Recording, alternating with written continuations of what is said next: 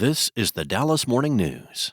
It's Wednesday, October 8th, another sunny and warm day in the Dallas-Fort Worth area with a high of 92, clear skies tonight with a low of 68. Here are today's headlines. Jerry Jones has been fined $250,000 for the middle finger he directed at fans during the Dallas Cowboys-New York Jets game over the weekend, a league spokesperson told the Dallas Morning News on Tuesday. The Cowboys owner said Tuesday morning during a radio appearance on 105.3 The Fan that the exchange with fans during Dallas's dominant 37-22 victory on Sunday at MetLife Stadium was an inadvertent gesture. He said, "There wasn't any antagonistic issue or anything like that. I just put up the wrong show of the hand." He also pointed out it was mostly Cowboys fans in front of his suite he was interacting with and not Jets fans. He continued, "If you want to call it accidental, you can call it accidental. But it got straightened around pretty quick. I've had a chance to look at it, got straightened around pretty quick, but the intention was thumbs up and then basically pointing at our fans because everybody was jumping up and down excited." Jones plans to appeal the decision, a team spokesman told the News.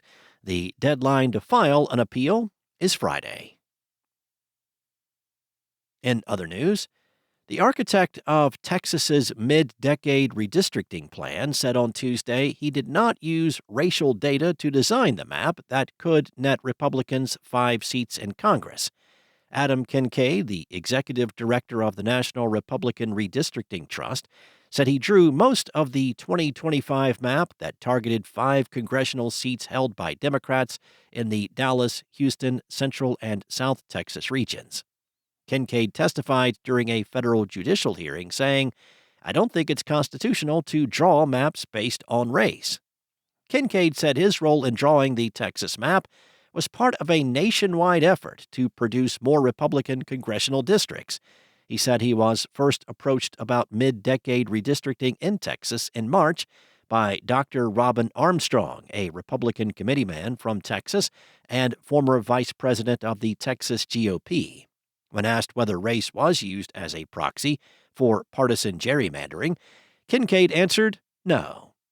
Plaintiff lawyers were preparing to cross-examine Kincaid Tuesday afternoon in the high-stakes hearing.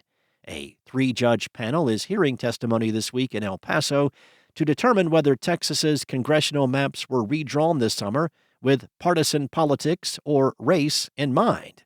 If the panel grants a temporary injunction, Texas's 2026 congressional election would be staged under the maps put in place in 2021, or interim maps drawn by the court.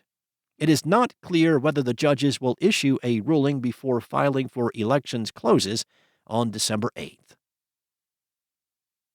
Next up, singer Leon Bridges stood at the corner of Calhoun Street and Daggett Avenue in Fort Worth Tuesday, tugging on a rope that uncovered a newly minted sign bearing his name. The son of Panther City, dressed in his usual debonair Western style, stood back and looked up at the plaque as a cadre of photographers documented the moment. It was here, or rather right across the street, that Bridges stepped into Niles City Sound over a decade ago and recorded Coming Home, the album that would launch him into the public eye. The Breakout Project, which contained old-school soul-inflected love songs and wistful explorations around family, would later receive a Grammy nomination. He told reporters, "Fort Worth is my place of refuge. A lot of artists, when they get success, they move out of their city. I've still kept Fort Worth home." And Dallas-based Chili's Bar and Grill removed its longtime Skillet Beef Queso and white Skillet Queso in favor of a new cheese dip called Southwest Queso. Skillet Beef Queso has been on Chili's menu for 35 years. George Felix, chief marketing officer for Chili's, said customers expressed dissatisfaction with Chili's queso lineup for the last few years. The new recipe is made with American cheese, cheddar cheese, green chilies, onions, and lime, and served with Chili's tortilla chips.